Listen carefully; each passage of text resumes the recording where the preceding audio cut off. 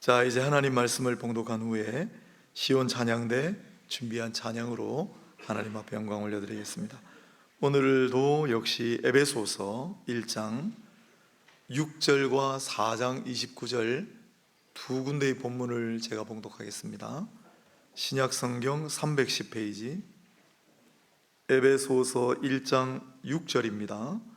이는 그가 사랑하시는 자 안에서 우리에게 거저 주시는 바 그의 은혜의 영광을 찬송하게 하려는 것이라. 아멘. 4장 29절입니다.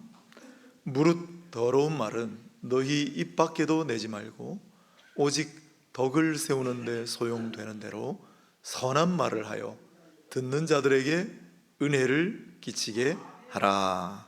아멘. 오늘은 종교개혁주일입니다. 1517년 10월 31일 종교개혁이 상징적으로 시작되었습니다. 종교개혁의 가장 중요한 정신 5가지를 우리가 많이 했습니다. 오직 첫 번째는 무조건 오직 성경, 그 다음 오직 믿음, 오직 은혜를 먼저 해도 됩니다. 오직 믿음, 오직 예수, 오직 하나님께 영광. 이 5가지가 종교개혁의 본질과 정신에 해당합니다. 오직 성경, 오직 믿음, 오직 은혜, 오직 예수, 오직 영광.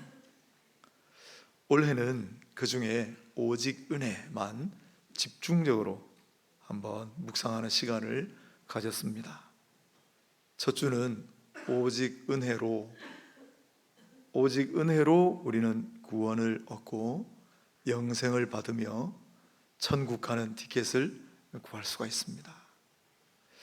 둘째 주는 오직 뭐였죠?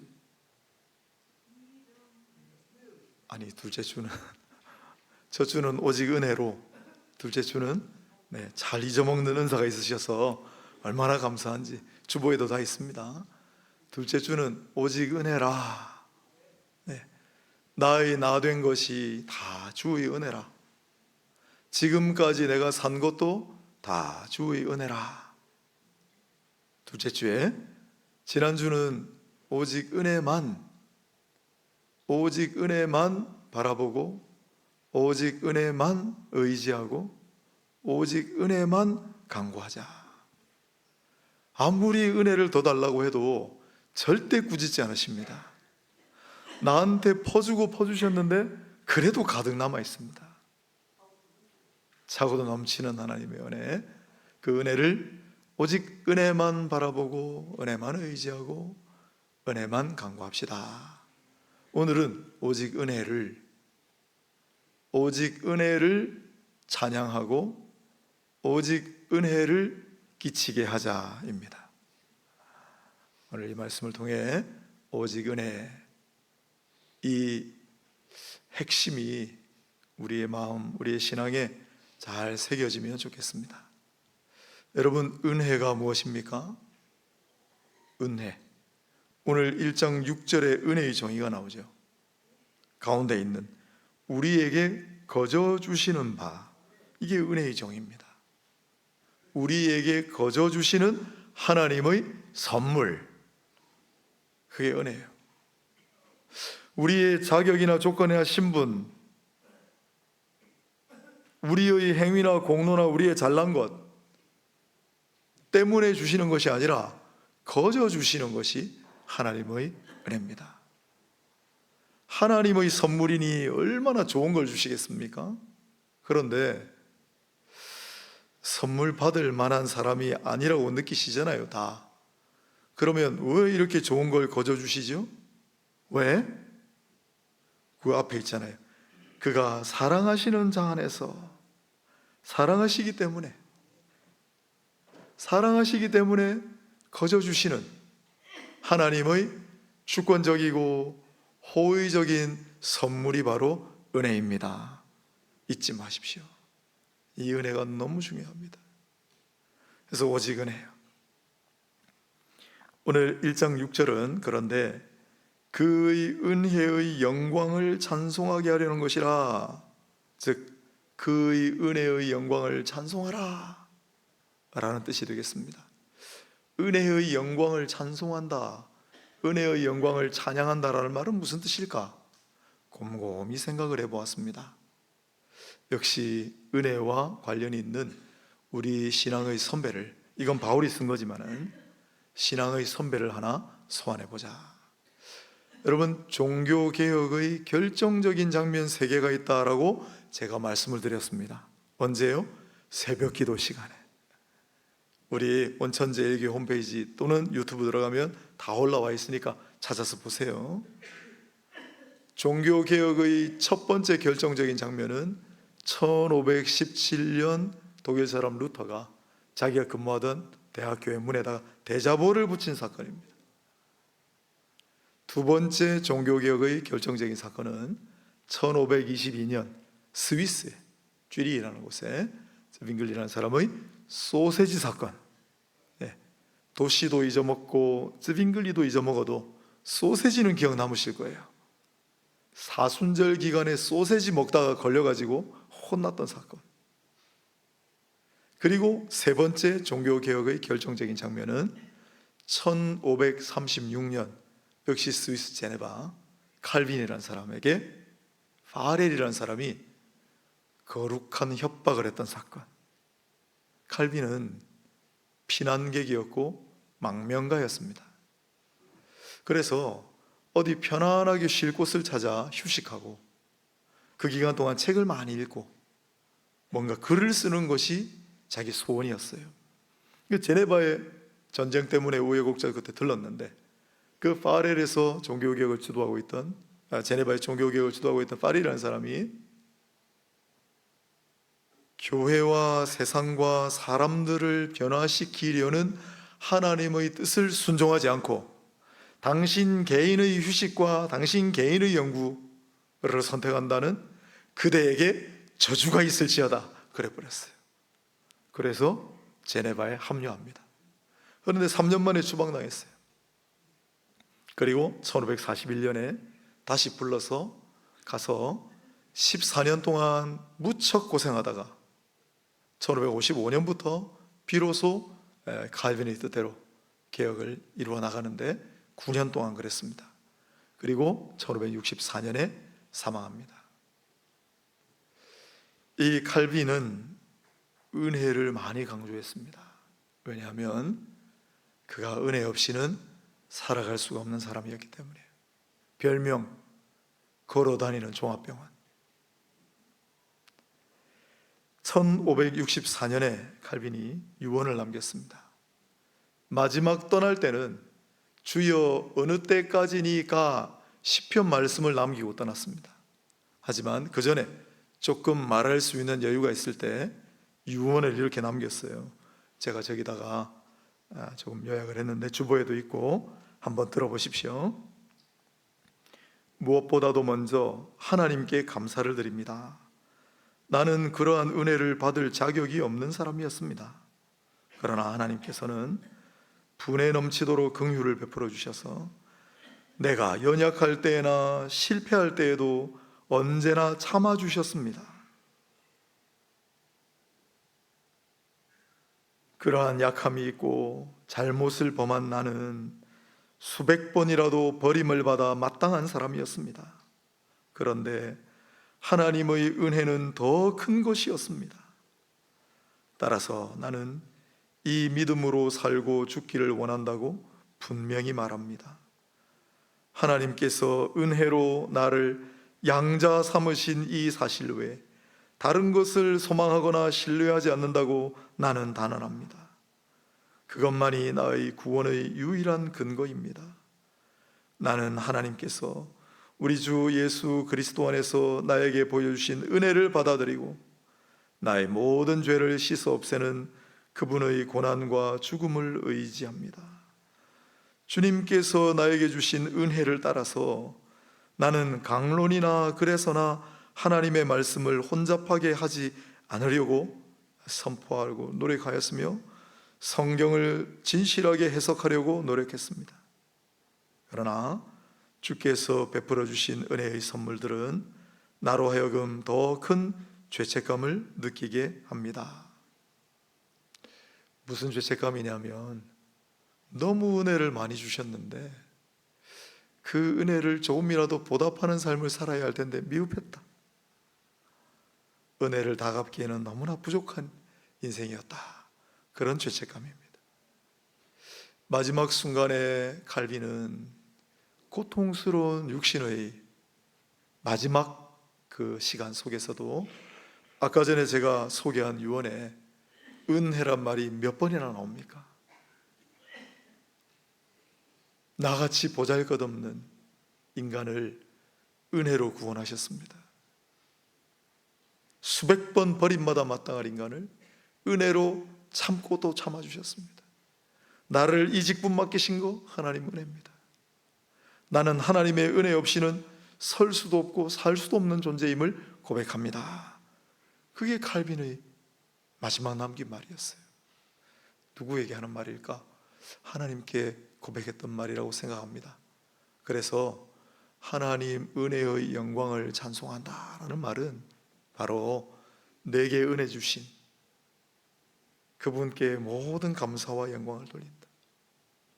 내게 은혜 주신 그분의 이름과 능력만이 높임을 받으시라, 그런 뜻이 아니겠는가 생각을 해봅니다. 얼마 전에 새벽인지 수요일인지 금요일인지 기억이 안 나요.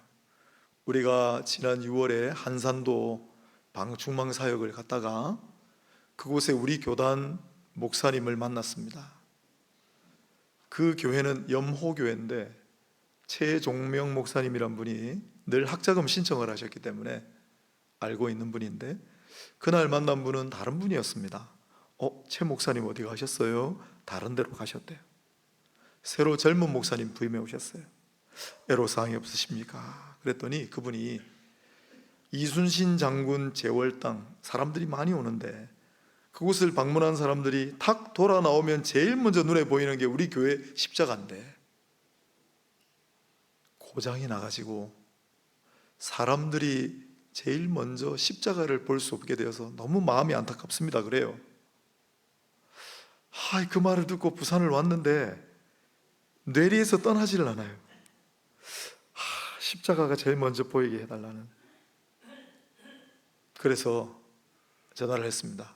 목사님, 십자가 종탑 고치는데 얼마가 드는지 한번 견적을 내보세요. 문자가 왔어요. 750만 원이 필요하대요. 저 왼쪽에 있는 저게 원래 있던 십자가 종탑입니다. 아니 저걸 고치는데 750만 원이? 섬이라.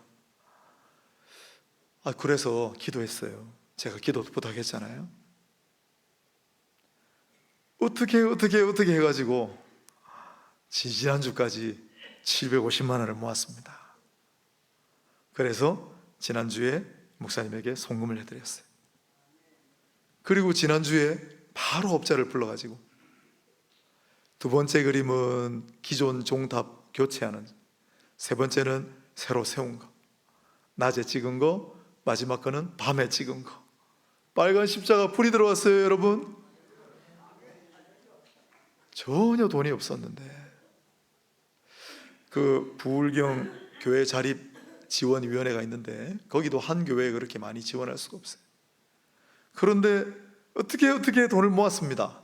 하나님 은혜입니다. 너무 감사해요. 그래서 이 하나님 은혜로 십자가에 불 들어오게 하신 그 하나님을 찬양합니다라는 소리가 절로 나와요. 이게 바로 은혜의 영광을 찬송하라는 뜻이 아니겠는가? 바울만 그랬겠습니까? 칼빈만 그랬겠어요?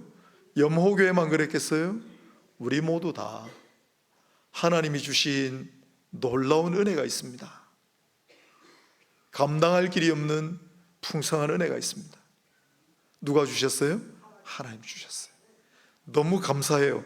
그러나 감사를 넘어서 그 하나님의 이름을 찬양하고 하나님의 영광이 높임 받으시도록 그런 은혜를 찬양하는, 오직 은혜를 찬양하는 인생들이 되시기를 축복합니다. 4장 29절을 보겠습니다.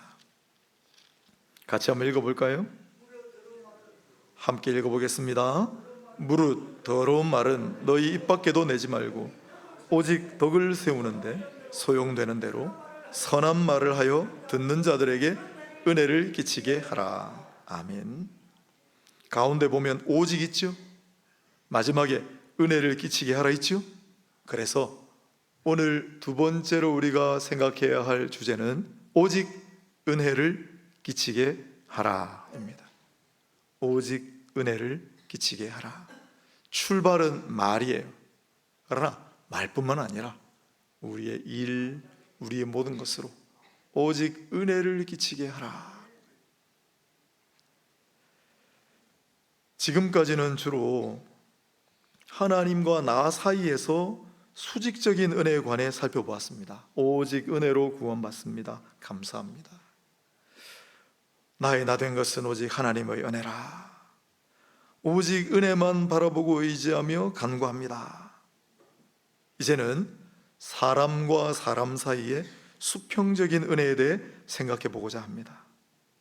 그래서 이 묵상과 훈련을 통해 하나님께 받은 은혜를 사람들에게 나누어 주고 하나님의 은혜를 끼칠 수 있는 은혜의 도구, 은혜의 통로, 은혜의 사람과 은혜의 인생들이 다 되시기를 축복합니다. 누가복음 4장 22절을 보면 이런 말씀이 나와요. 그들이 다 그를 증거하고 그 입으로 나오는 바 은혜로운 말을 놀랍게 여겨 이르되 이 사람이 요셉의 아들이 아니냐. 요셉의 아들로 일컬어지는 이 사람은 누구일까요? 예수님이십니다. 예수님은 어린 시절부터 입에서 나오는 모든 말이 다 은혜로운 말이었다는 거예요. 어떻게 그럴 수가 있었죠? 그분은 하나님의 아들이시니까. 그러나 성경에서 답을 찾자면 요한복음 1장 14절에 뭐라고 되어 있었습니까? 말씀이 육신이 되어 우리 가운데 거하시매 은혜와 진리가 충만하더라. 예수님께는 은혜와 진리로 충만했습니다. 이 충만하다라는 말은 찰랑찰랑 다 찰 때까지 눈금 제일 위에까지 차는 그런 정도를 가리킨 단어가 아닙니다. 흘러 넘치도록 가득 찬 걸 충만이라고 합니다. 예수님께는 은혜와 진리로 가득했기 때문에, 흘러 넘쳤기 때문에 하시는 말씀은 전부 은혜로운 말씀이고 하시는 말씀은 전부 진리의 말씀이셨습니다. 그걸 이제 본받기를 원하는 거예요, 바울은. 그래서 바울도 무척 노력했어요. 많은 부분에 써져 있습니다만 특히 로마서 12장 3절에 내게 주신 은혜로 말미암아 너희 중 각 사람에게 말하노니, 그냥 말하는 것이 아니라 내게 주신 은혜로 말하기를 원한다. 그리고 말뿐만 아니라 고린도후서 1장 12절에 우리가 세상에서 특별히 너희에 대하여 하나님의 거룩함과 진실함으로 행하되 육체의 지혜로 하지 아니하고 하나님의 은혜로 행함은 우리 양심이 증언하는 바니 이것이 우리의 자랑이라. 바울은 무슨 일을 행하든 은혜로 행하기를 원했다는 거예요.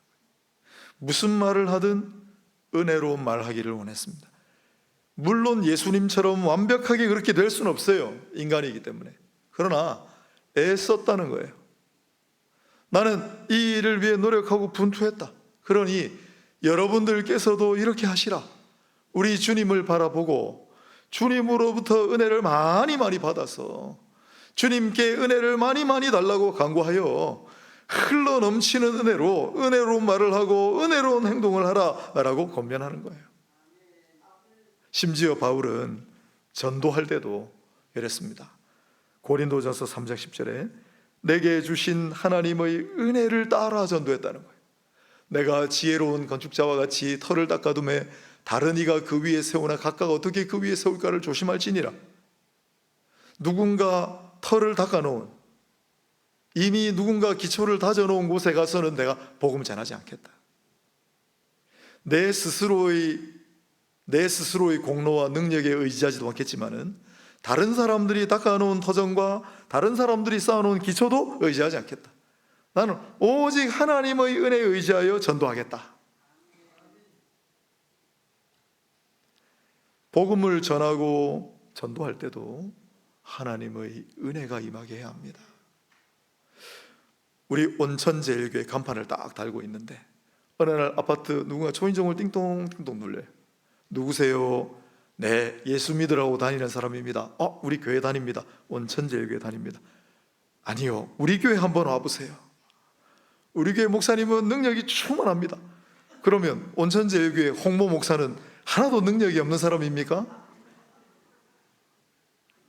기분 나쁘잖아요. 우리 은혜스럽지 않잖아요. 전도하는 것도 하나님 은혜롭게.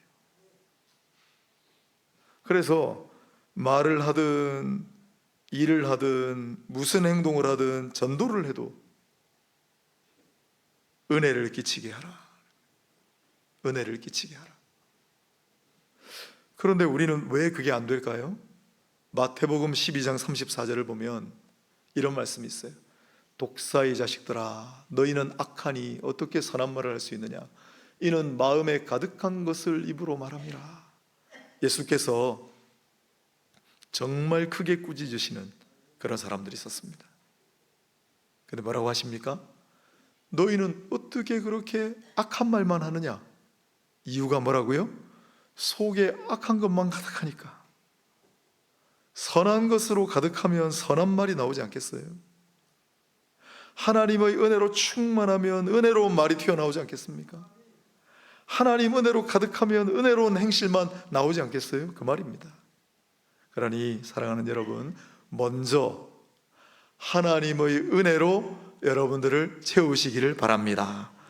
아무리 구하고 또 찾아도 부어도 마르지 않는 셈이에요. 그러니 하나님 앞에 은혜 달라고 간구하세요. 하나님 은혜가 더 필요합니다. 더 안 꾸짖으십니다. 너한테 많이 줬잖아. 너희 자식들한테는 조금 줘도. 아니요, 우리 자녀들에게는 더 많이 주세요. 내게 주신 은혜보다 우리 자녀들에게 더 많이 부어주세요. 해도 됩니다. 내 일가 친지들, 사랑하는 친구들, 이웃들, 하나님 이들에게도 은혜를 더해주세요. 풍성하게 더해주세요. 됩니다. 그래서 우리 먼저 하나님의 은혜로 충만합시다. 하나님의 은혜로 가득합시다. 그러면은 하지 말라고 해도 은혜로운 말이 튀어나오고 은혜로운 행동이 튀어나오고 은혜로운 전도가 튀어나올 줄로 믿습니다. 첫 걸음은 은혜로운 말을 하라. 은혜를 끼치게 하라. 그럼 어떻게 말을 해야 은혜를 끼치게 될까요? 첫째, 이 사람이 내가 무슨 말을 하면 하나님의 은혜를 받을 수 있을 것인가를 생각하십시오. 기억하셨죠? 내가 무슨 말을 이분에게 하면 하나님의 은혜가 이분에게 임할까? 자나 깨나. 두 번째, 내가 하나님의 은혜를 많이 받았는데 내가 받은 이 하나님의 은혜를 어떻게 내가 하나님의 은혜를 받았는지를 전해주는 말을 하라. 세 번째, 우리가 줄 수 있는 최고의 것. 원래 하나님 은혜는 하나님 거저 주시는 하나님의 선물이라고 그랬으니까 우리도 우리의 말로 누군가에게 은혜를 끼치게 하려면 대가 없이, 조건 없이 좋은 말, 선한 말, 축복하는 말, 감사하는 말, 높여주는 말, 존중하는 말을 해주면 돼요. 세 가지를 말씀드렸습니다. 내가 이 말을 함으로써 하나님의 은혜가 이분에게 임할 수 있는 그런 말을 하십시오. 두 번째, 내가 어떻게 하나님 은혜를 받았는지, 나 같은 사람에게 어떻게 하나님 은혜가 임했는지 그걸 소개하는 말을 하십시오. 그게 전부 바울의 고백이에요. 우리가 성경 읽는 이유가 거기 있습니다. 세 번째, 내 말이라도, 같은 말이라도 존중하고 높여주고 배려하고 감사하고 축복하고 격려하고 그런 말을 해주세요. 그래서 오직 은혜를 끼치게 하라. 우리 사람들 사이에도 우리의 남은 인생 오직 은혜를 끼치고 은혜만 남기고 가는 우리 모두가 될 수 있기를 바랍니다. 에베소서는 옥중서신이라고 그랬어요. 감옥에서 바울이 편지를 씁니다. 제일 첫 줄이, 물론 내가 편지를 씁니다 라는 게 첫 줄이에요. 그러나 그건 실질적인 내용이 아니잖아요. 이것은 여러분에게 쓰는 편지입니다. 1절. 2절에 본론이 시작되는데 은혜와 평강이 여러분들에게 있기를 바랍니다가 첫 번째예요. 그리고 에베소서의 마지막도 6장 24절 제가 소개했잖아요.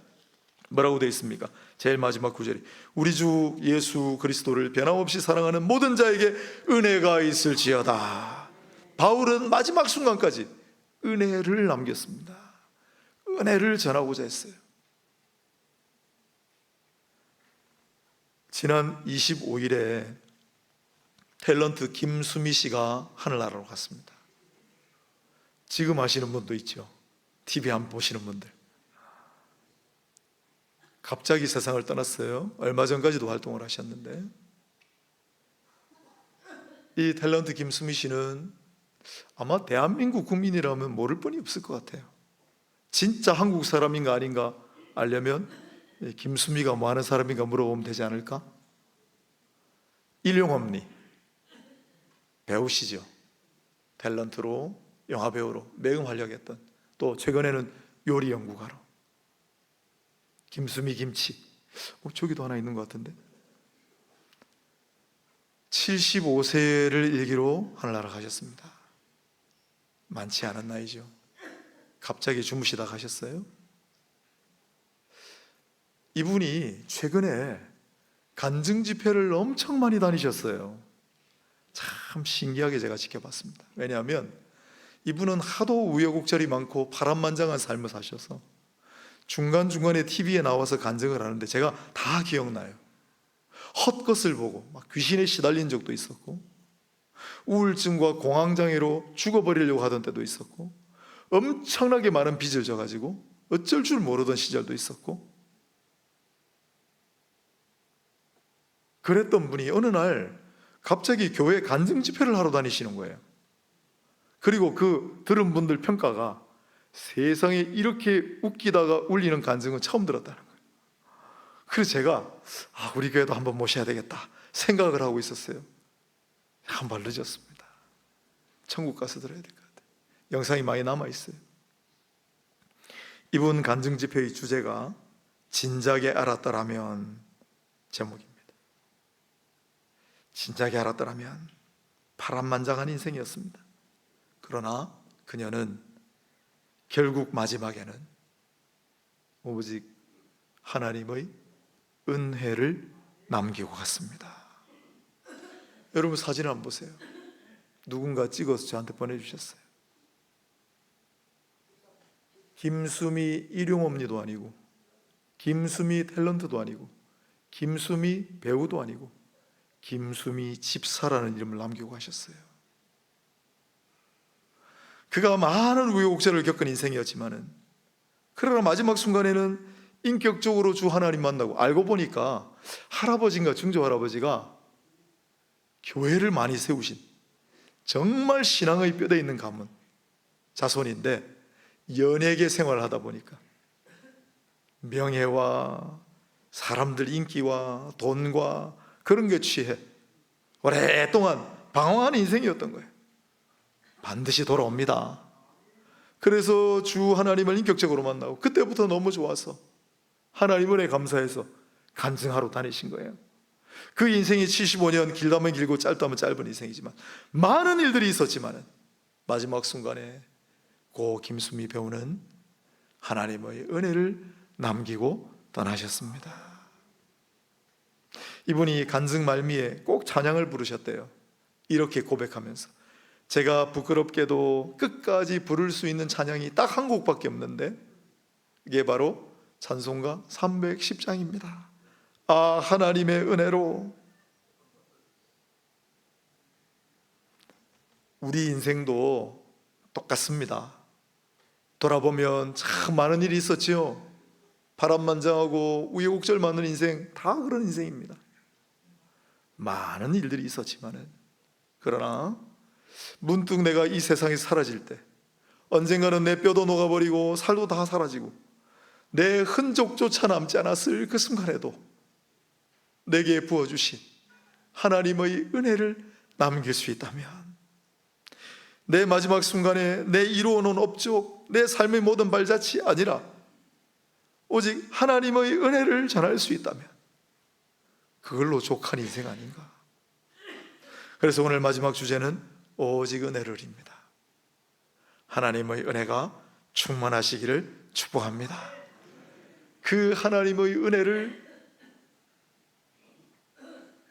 감사하며, 그리고 그 하나님 은혜를 부어주신 하나님의 이름과 영광을 늘 찬양하는 인생들이 되시기를 축복합니다.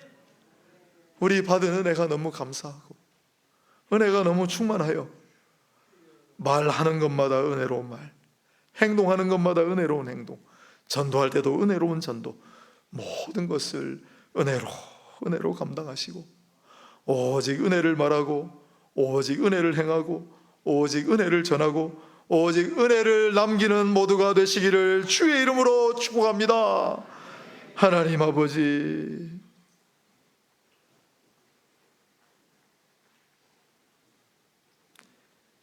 멸망받아 죽어 없어질 수밖에 없는 인생이었는데 놀랍도록 놀라운 하나님의 은혜로 우리를 구원의 자녀 삼아주셨고 아무짝에도 쓸모없고 걸핏하면 실수하고 범교하기 마련인 인생을 하나님의 자녀 삼아주시고 귀한 직분을 얹혀주셨어. 여기까지 오게 하신 은혜를 잊지 못합니다. 하나님, 우리에게 주신 그 하나님의 은혜를 영원토록 찬양하는 인생이 되게 하여 주시고 받은 은혜가 너무나 감사하여 오직 은혜를 말하고 오직 은혜를 행하며 오직 은혜를 전하고 오직 은혜를 남길 수 있는 우리 모두가 되게 하여 주옵소서. 예수 그리스도 이름으로 기도합니다.